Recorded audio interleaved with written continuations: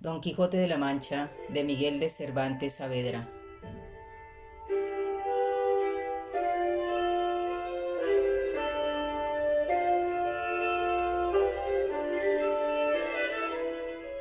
Entrega 67.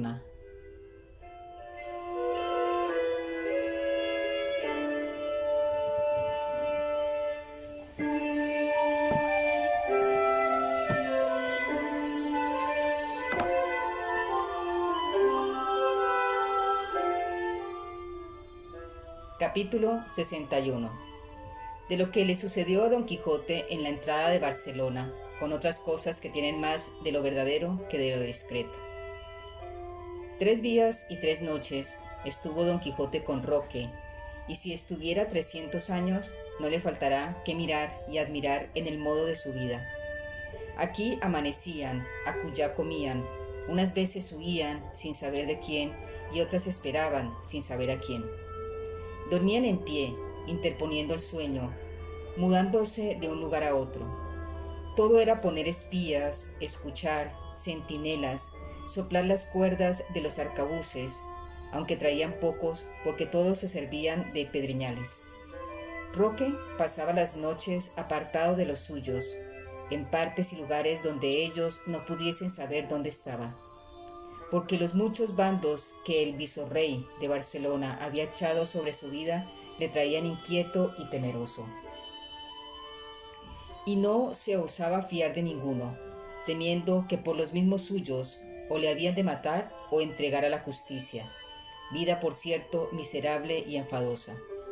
En fin, por caminos desusados, por atajos y sendas encubiertas, participaron Roque, Don Quijote y Sancho con otros 6 escuderos a Barcelona. Llegaron a su playa la víspera de San Juan en la noche, y abrazando Roque a Don Quijote y a Sancho, a quien dio 10 escudos prometidos, que hasta entonces no se los había dado, los dejó, con 1000 ofrecimientos que de la una a la otra parte se hicieron. Volvióse Roque, quedóse Don Quijote esperando el día, así a caballo como estaba, y no tardó mucho cuando comenzó a descubrirse por los balcones del oriente la faz de la blanca aurora, alegrando las hierbas y las flores, en lugar de alegrar el oído. Aunque el mismo instante alegraron también el oído el son de muchas chirimías y atabales, ruido de cascabeles, trapa, trapa, aparta, aparta de corredores, que al parecer de la ciudad salían. Dio lugar la aurora al sol, que un rostro mayor que el de una rodela por el más bajo horizonte poco a poco se iba levantando. Tendieron Don Quijote y Sancho la vista por todas partes, vieron el mar, hasta entonces de ello no visto, parecióles espaciosísimo y largo, harto más que las lagunas de Ruidela, que en la Mancha habían visto. Vieron las galeras que estaban en la playa, los cuales, abatiendo las tiendas, se descubrieron llenas de flámulas y gallardetes, que tremolaban al viento y besaban y barrían el agua. Dentro sonaban clarines, trompetas, chirimías, que cerca y lejos llevaban el aire de suaves y belicosos acentos. Comenzaron a moverse y a hacer modo de escaramuza por las sosegadas aguas, correspondiéndoles así al mismo modo infinitos caballeros que de la ciudad sobre hermosos caballos y con vistosas libreas salían. Los soldados de las galeras disparaban infinitas artillerías, a quienes les respondían los que estaban en las murallas y fuertes de la ciudad. Y la artillería gruesa, con espantoso estruendo, rompían los vientos, a quien respondían los cañones de crujía de las galeras. El mar alegre, la tierra jocunda, el aire claro, solo tal vez turbio del humo de la artillería, parece que iba infundiendo y engendrando gusto súbito en todas las gentes. No podía imaginar Sancho cómo pudiesen tener tantos pies aquellos bultos que por el mar se movían. En esto llegaron corriendo con grita, lililíes y algaraza, los de las libreas a donde Don Quijote suspenso y atónito estaban. Y uno de ellos, que era el avisado de Don Roque, dijo en voz alta a Don Quijote: «Bien se ha venido a nuestra ciudad el espejo, el farol, la estrella y el norte de toda la caballería andante, donde más largamente se contiene. Bien se ha venido, digo, el valeroso Don Quijote de la Mancha, no el falso, no el ficticio, no el apócrifo que en falsas historias estos días nos han mostrado, sino el verdadero, el legal y el fiel que nos ha descrito Cide Hamete Benengeli, flor de los historiadores. No respondió don Quijote palabra, ni los caballeros esperaron a que la respondiese, sino, volviéndose y revolviéndose con los demás que lo seguían, comenzaron a hacer un revuelto caracol alrededor de don Quijote, el cual, volviéndose a Sancho, dijo: Estos bien nos han conocido. Yo apostaré que han leído nuestra historia y aun la de los aragonés recién impresa. Volvió otra vez el caballero que habló a don Quijote y díjole: Vuesa merced, señor don Quijote, que venga con nosotros, que todos somos sus servidores y grandes amigos de Roque Guinart. A lo que don Quijote respondió: Si cortesías engendran cortesías, la vuestra, señor caballero, es hija o pariente muy cercana de las del gran Roque. Llevadme donde quisieres, que yo no tendré otra voluntad que la vuestra, y más si la queréis ocupar en vuestro servicio. Con palabras no menos comedidas que éstas le respondió el caballero, y, encerrándose en todos en medio, al son de las chirimías y de los atabares, se encaminaron con él a la ciudad, al entrar de la cual, el malo, que todo lo mal ordena, y los muchachos, que son más malos que el malo, dos de ellos, traviesos y atrevidos, se entraron por toda la gente, y alzando el uno de la cola del rucio y el otro la de Rocinante, les pusieron y encajaron sendos manojos de aliagas. Sintieron los pobres animales las nuevas espuelas y apretando las colas aumentaron su disgusto, de manera que, dando 1000 coscobos, dieron con sus dueños en tierra. Don Quijote, corrido y afrentado, acudió a quitar el plumaje de las colas de sus mataloles, y Sancho el de su rucio.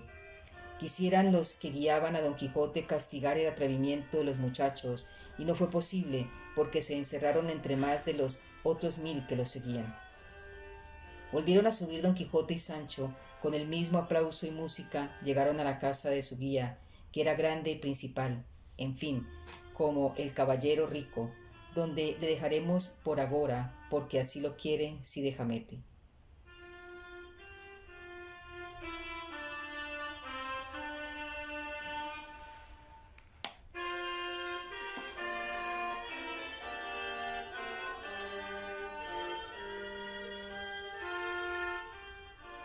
Capítulo 62, que trata de la aventura de la cabeza encantada con otras niñerías que no pueden dejar de contarse. Don Antonio Moreno se llamaba el huésped de don Quijote, caballero rico y discreto, y amigo de holgarse a lo honesto y afable, el cual, viendo en su casa a don Quijote, andaba buscando modos como, sin su perjuicio, sacase a plaza sus locuras, porque no son burlas las que duelen, ni hay pasatiempos que valgan si son con daño de tercero. Lo primero que hizo fue hacer desarmar a don Quijote y sacarle a vistas con aquel su estrecho y acamuzado vestido, como ya otras veces le hemos descrito y pintado, a un balcón que salía a una calle de las más principales de la ciudad, a vistas de las gentes y de los muchachos, que como a mona le miraban. Corrieron de nuevo delante de él los de las libreas, como si para él solo, no para alegrar aquel festivo día, se las hubieran puesto. Y Sancho estaba contentísimo, por parecerle que se había hallado, sin saber cómo ni cómo no, otras bodas de Camacho, otra casa como la de don Diego de Miranda y otro castillo como el del duque. Comieron aquel día con don Antonio algunos de sus amigos, honrando todos y tratando a don Quijote como a caballero andante, de lo cual, hueco y pomposo, no cabía en sí de contento. Los donaires de Sancho fueron tantos que de su boca andaban como colgados todos los criados de casa y todos cuanto le oían. Estando a la mesa, dijo don Antonio a Sancho: Acá tenemos noticia, buen Sancho, que sois tan amigo de manjar blanco y de albondiguillas, que si os sobran, las guardáis en el seno para el otro día.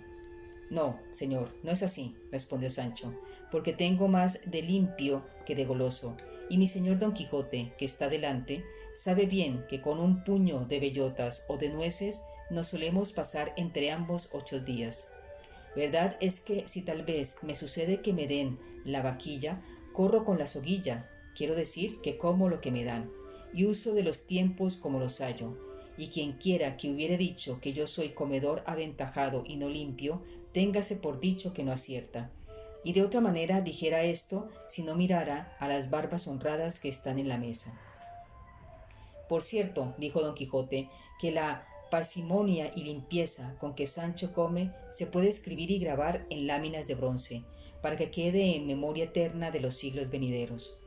Verdad es que, cuando él tiene hambre, parece algo tragón, porque come apriesa y masca a dos carrillos, pero la limpieza siempre la tiene en su punto. Y en el tiempo que fue gobernador aprendió a comer a lo melindroso, tanto que comía con tenedor las uvas y aún los granos de la granada. ¿Cómo? Dijo don Antonio. ¿Gobernador ha sido Sancho? Sí, respondió Sancho, y de una ínsula llamada la Barataria.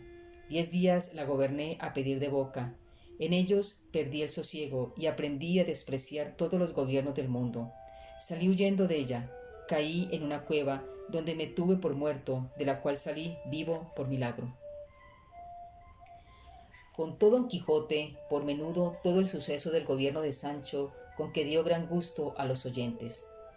Levantados los manteles y tomando don Antonio por la mano a don Quijote, se entró con él en un apartado aposento en el cual no había otra cosa de adorno que una mesa, al parecer de jaspe, que sobre un pie de los mismos se sostenía, sobre la cual estaba puesta, al modo de las cabezas de los emperadores romanos, de los pechos arriba, una que semejaba ser de bronce. Pasóse don Antonio con don Quijote por todo el aposento, rodeando muchas veces la mesa, después de lo cual dijo: Agora, señor don Quijote, que estoy enterado que no nos oye y escucha alguno, y está cerrada la puerta, quiero contar a vuestra merced una de las más raras aventuras, o, por mejor decir, novedades que imaginarse pueden, con condición que lo que a vuestra merced dijere lo ha de depositar en los últimos retretes del secreto. Así lo juro, respondió don Quijote, y aún le echaré una losa encima para más seguridad, porque quiero que sepa vuestra merced, señor don Antonio, que ya sabía su nombre, que está hablando con quien, aunque tiene oídos para oír, no tiene lengua para hablar. Así que, con seguridad, puede vuestra merced trasladar lo que tiene en su pecho en el mío y hacer cuenta que lo ha arrojado en los abismos del silencio. En fe de esa promesa, respondió don Antonio, quiero poner a vuestra merced en admiración como lo que viere y oyere, y darme a mí algún alivio de la pena que me causa no tener con quien comunicar mis secretos, que no son para fiarse de todos. Suspenso estaba don Quijote, esperando en qué había de parar tantas prevenciones. En esto, tomándole la mano don Antonio, se la paseó por la cabeza de bronce y con toda la mesa, y por el pie de jaspe sobre que se sostenía, y luego dijo: Esta cabeza, señor don Quijote, ha sido hecha y fabricada por uno de los mayores encantadores y hechiceros que ha tenido el mundo, que creo era polaco de nación y discípulo del famoso Escotillo, de quien tantas maravillas se cuentan, el cual estuvo aquí en mi casa, y por precio de 1000 escudos que la di, labró esta cabeza, que tiene propiedad y virtud de responder a cuantas cosas al oído le preguntasen. Guardó rumbos, pintó caracteres, observó astros, miró puntos y finalmente la sacó con la perfección que veremos mañana, porque los viernes está muda y hoy, que lo es, nos ha de hacer esperar hasta mañana. En este tiempo podrá vuestra merced prevenirse de lo que querrá preguntar, que por experiencia sé que dice verdad en cuanto responde. Admirado quedó don Quijote de la virtud y propiedad de la cabeza, y estuvo por no creer a don Antonio, pero por ver cuán poco tiempo había para hacer la experiencia, no quiso decirle otra cosa sino que le agradecía el haberle descubierto tan gran secreto. Salieron del aposento, cerró la puerta don Antonio con llave y fuéronse a la sala donde los demás caballeros estaban. En ese tiempo les había contado Sancho muchas de las aventuras y sucesos que su amo habían acontecido. Aquella tarde sacaron a pasear a don Quijote, no armado sino de rúa, vestido un balandrán de paño leonado, que pudieran hacer sudar en aquel mismo al tiempo hielo. Ordenaron con sus criados que entretuviesen a Sancho de modo que no le dejasen salir de casa. Iba don Quijote, no sobre Rocinante, sino sobre un gran macho de paso llano y muy bien aderezado. Pusiéronle el balandrán y en las espaldas, sin que lo viese, le cosieron un pergamino donde le escribieron con letras grandes: Este es Don Quijote de la Mancha.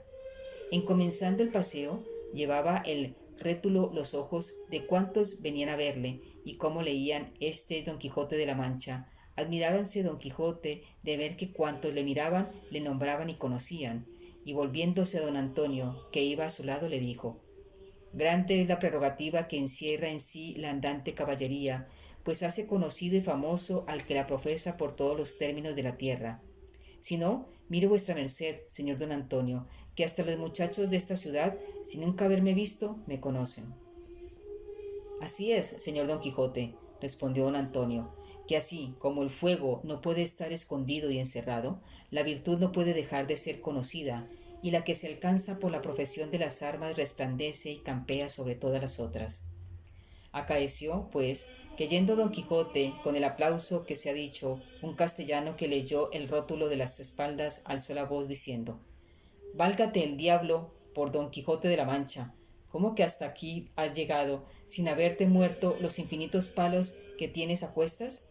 Tú eres loco, y si lo fueras a solas y dentro de las puertas de tu locura, fuera menos mal. Pero tienes propiedad de volver locos y mentecatos a cuantos te tratan y comunican. Si no, mírenlo por estos señores que te acompañan. Vuélvete, mentecato, a tu casa y mira por tu hacienda, por tu mujer y tus hijos, y déjate de estas vaciedades que te carcomen el seso y te desnatan el entendimiento. Hermano, dijo don Antonio, seguid vuestro camino y no deis consejos a quien no os lo pide. El señor Don Quijote de la Mancha es muy cuerdo y nosotros, que le acompañamos, no somos necios. La virtud se ha de honrar donde quiera que se hallare, y andad en hora mala, y no os metáis donde no os llaman. Pardiez, vuestra merced tiene razón, respondió el caballero y el castellano, que aconsejar a este buen hombre es dar coces contra el aguijón. Pero con todo eso me da muy gran lástima que el buen ingenio que dicen que tiene en todas las cosas este mentecato se le desagüe por la canal de su andante caballería. Y la enhoramala que vuestra merced dijo sea para mí y para todos mis descendientes, si de hoy más, aunque viniese más años que Matusalén, diere consejo a nadie, aunque me lo pida. Apartóse el consejero, siguió adelante el paseo, pero fue tanta la priesa que los muchachos y toda la gente tenía leyendo el rótulo, que se le hubo de quitar don Antonio como que le quitaba otra cosa. Llegó la noche, volviéndose a casa, hubo cerrado las damas, porque la mujer de don Antonio, que era una señora principal y alegre, hermosa y discreta, convidó a otras sus amigas a que viniesen a honrar a su huésped y a gustar de sus nunca vistas locuras. Vinieron algunas, cenóse espléndidamente y comenzóse el sarao casi a las 10 de la noche. Entre las damas había dos de gusto pícaro y burlonas, y con ser muy honestas eran algo descompuestas, por dar lugar que las burlas alegrasen sin enfado. Estas dieron tanta priesa en sacar a danzar a don Quijote, que le molieron, no solo el cuerpo, pero el ánima. Era cosa de ver la figura de don Quijote, largo, tendido, flaco, amarillo, estrecho en el vestido, desairado y sobre todo no nada ligero. Requebrábanle como a hurto las damiselas, y él, también como a hurto, las desdeñaba. Pero viéndose apretar los requiebros, alzó la voz y dijo: Fugiti parte adversae, huid enemigos, dejadme en mi sosiego. Pensamientos malvenidos, allá os avenid, señoras, con vuestros deseos, que las que es reina de los míos, la sin par Dulcinea del Toboso, no consiente que ningunos otros que les suyos me avasallen y rindan. Y diciendo esto, se sentó en mitad de la sala, en el suelo, molido y quebrantado de tan bailador ejercicio. Hizo don Antonio que le llevasen en peso a su lecho, y el primero que asió del fue Sancho, diciéndole: Nora en tal, señor nuestro amo, lo habéis bailado. ¿Pensáis que todos los valientes son danzadores y todos los andantes caballeros bailarines? Digo que si lo pensáis, que estáis engañado. Hombre hay que se atreverá a matar a un gigante antes que hacer una cabriola. Si hubiérales de zapear, yo supliera vuestra falta, que zapateo como un guirifalte, pero en lo del danzar no soy puntada. Con estas y otras razones dio que reír Sancho a los del sarao, y dio con su amo en la cama, arropándole para que sudase la frialdad de su baile. Otro día le pareció a don Antonio ser bien hacer la experiencia de la cabeza encantada, y con don Quijote, Sancho y otros dos amigos, con las de dos señoras que habían molido a don Quijote en el baile, que aquella propia noche se habían quedado con la mujer de don Antonio, se encerró en la estancia donde estaba la cabeza. Contóles la propiedad que tenía, encargóles el secreto y díjoles que aquel era el primer día allí donde se había de probar la virtud de la tal cabeza encantada. Y si no eran los dos amigos de don Antonio, ninguna otra persona sabía el busilis del encanto. Y aun si don Antonio no se le hubiera descubierto primero a sus amigos, también ellos cayeran en la admiración en que los demás cayeron. Si ser posible otra cosa, con tal traza y tal orden estaba fabricada. El primero que se llegó al oído de la cabeza fue el mismo don Antonio, y díjole en voz sumisa, pero no tanto que de todas no fuese entendida: Dime, cabeza, por la virtud que en ti se encierra, ¿qué pensamientos tengo yo ahora? Y la cabeza le respondió, sin mover los labios, con voz clara y distinta, de modo que fue de todos entendida esta razón: Yo no juzgo de pensamientos. Oyendo lo cual, todos quedaron atónitos, y más viendo que en todo el aposento ni alrededor de la mesa no había persona humana que responder pudiese. ¿Cuántos estamos aquí?, tornó a preguntar don Antonio, y fuele respondido por el propio temor. Pasó: Estáis tú y tu mujer, con dos amigos tuyos y dos amigas de ella, y un caballero famoso llamado Don Quijote de la Mancha, y un su escudero que Sancho Panza tiene por nombre. Aquí sí que fue el admirarse de nuevo. Aquí sí que fue el erizarse los cabellos a todos de puro encanto. Y, apartándose don Antonio de la cabeza, dijo: Esto me basta para darme a entender que no fui engañado del que te me vendió, cabeza sabia, cabeza habladora, cabeza respondona y admirable cabeza. Llegue otro y pregúntele lo que quisiere. Y, como las mujeres de ordinario son presurosas y amigas de saber, la primera que se llegó fue una de las dos amigas de la mujer de don Antonio, y lo que le preguntó fue: Dime, cabeza, ¿qué haré yo para ser muy hermosa? Y fuele respondido: Sé muy honesta. No te pregunto más, dijo la preguntanta. Luego llegó la compañera y dijo: Querría saber, cabeza, si mi marido me quiere bien o no. Y respondióle: Mira las obras que te hace y échalo has de ver. Apartóse la casada diciendo: Esta respuesta no tenía necesidad de pregunta, porque en efecto las obras que se hacen declaran la voluntad que tiene el que las hace. Luego llegó uno de los dos amigos de don Antonio y preguntóle: ¿Quién soy yo? Y fuele respondido: Tú lo sabes. No te pregunto eso, respondió el caballero, sino que me digas si me conoces tú. Sí conozco, le respondieron, que eres don Pedro Noriz. No quiero saber más, pues esto basta para entender, oh cabeza, que lo sabes todo. Y apartándose, llegó el otro amigo y preguntóle: Dime, cabeza, ¿qué deseos tiene mi hijo el mayorazgo?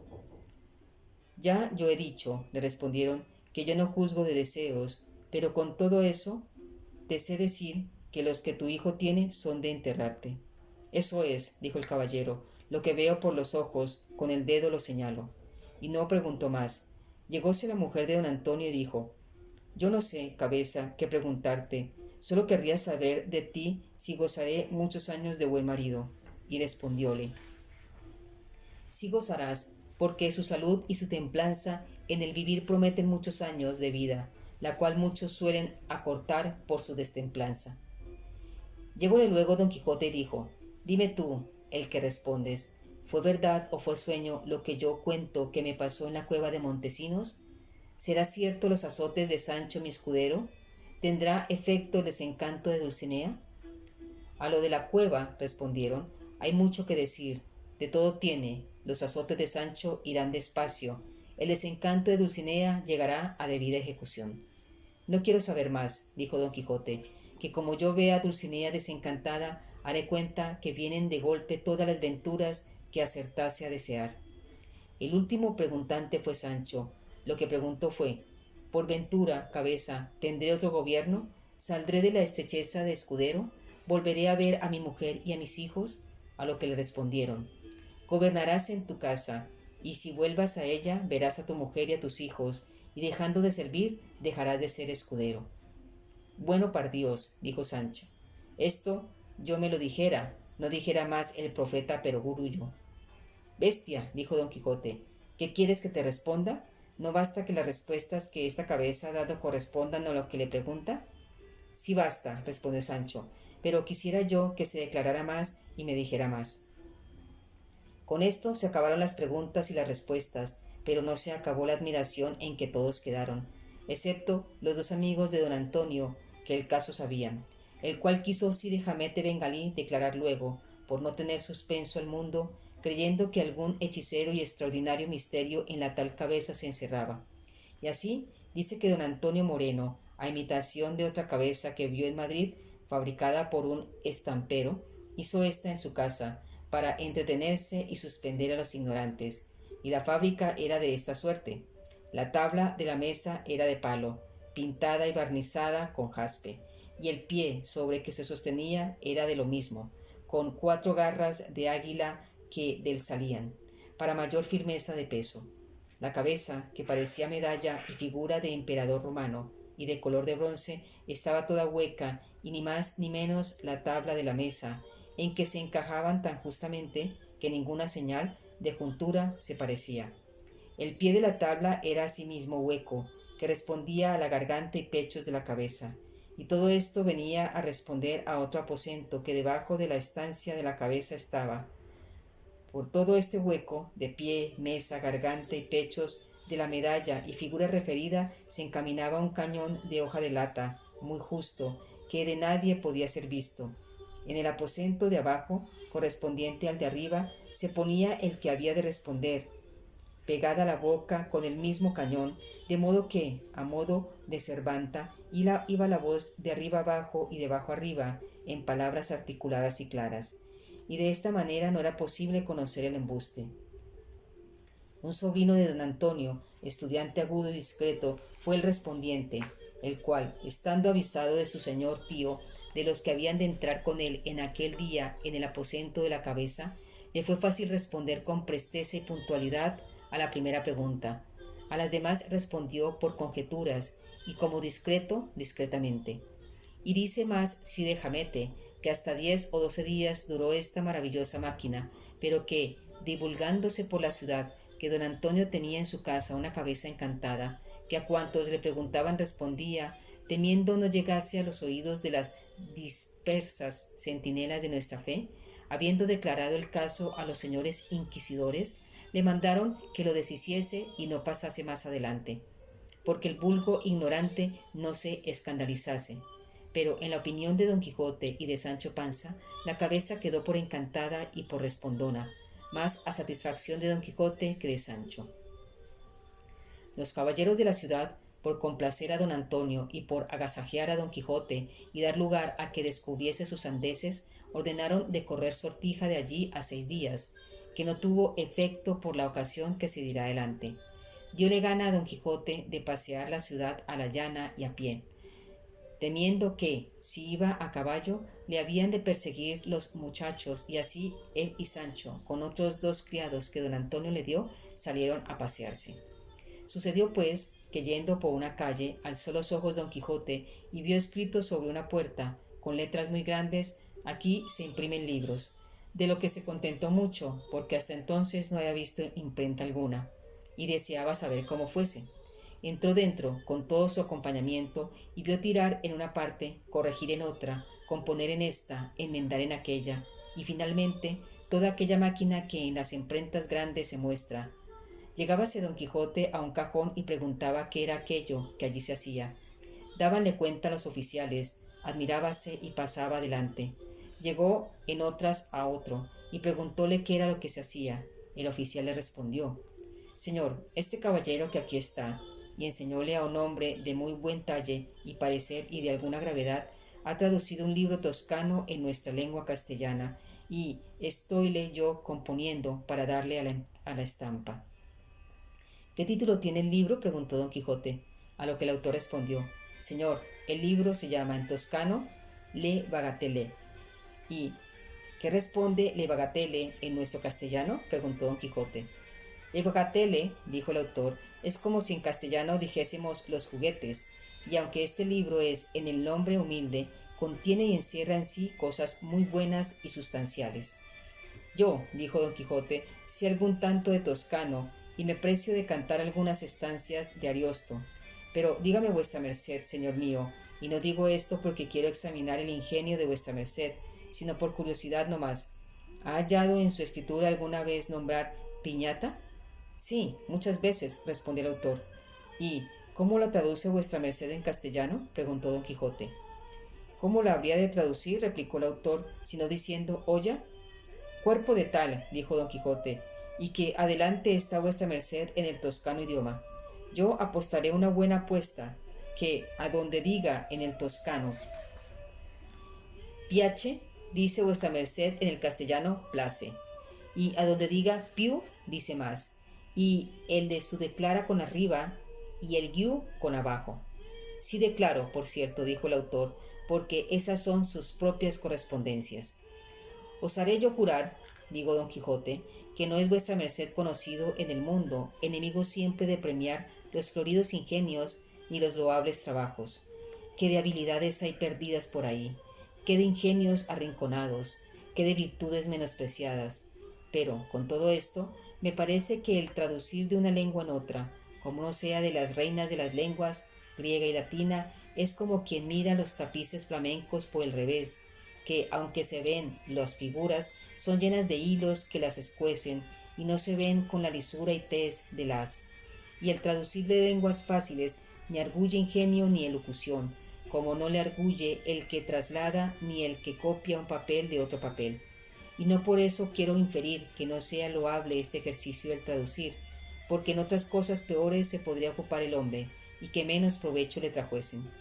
Fuera de esta cuenta van los dos famosos traductores, el uno, el doctor Cristóbal de Figueroa, en su Pastor Fido, y el otro, don Juan de Juarigui, en su Amintia, donde felizmente ponen en duda cuál es la traducción o cuál el original.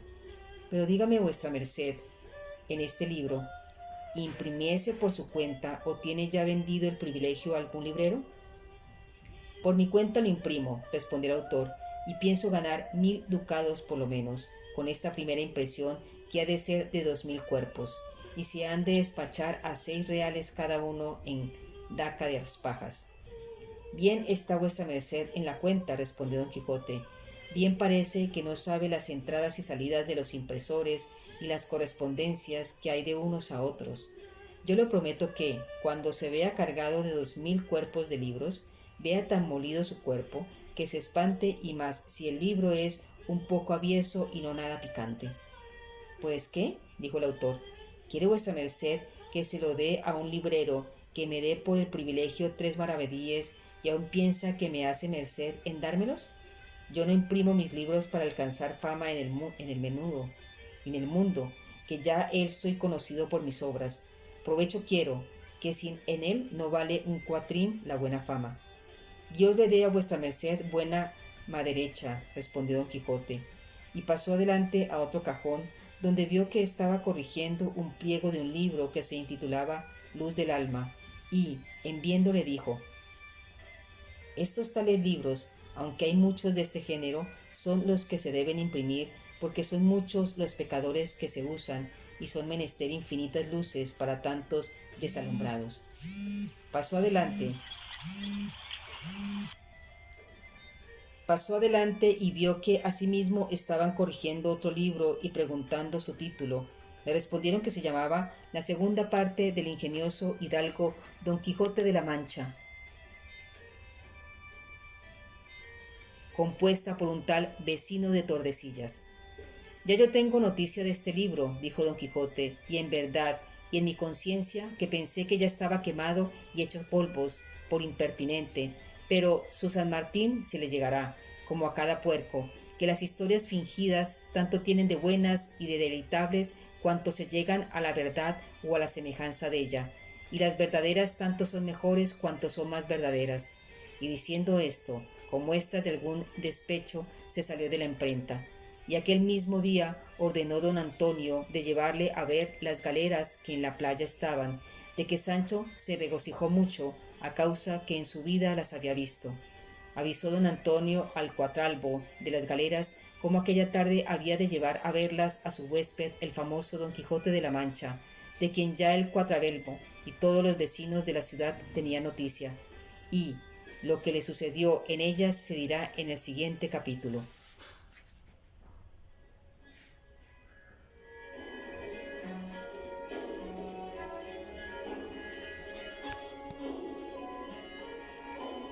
Y esperad vuestras mercedes la entrega 68ª.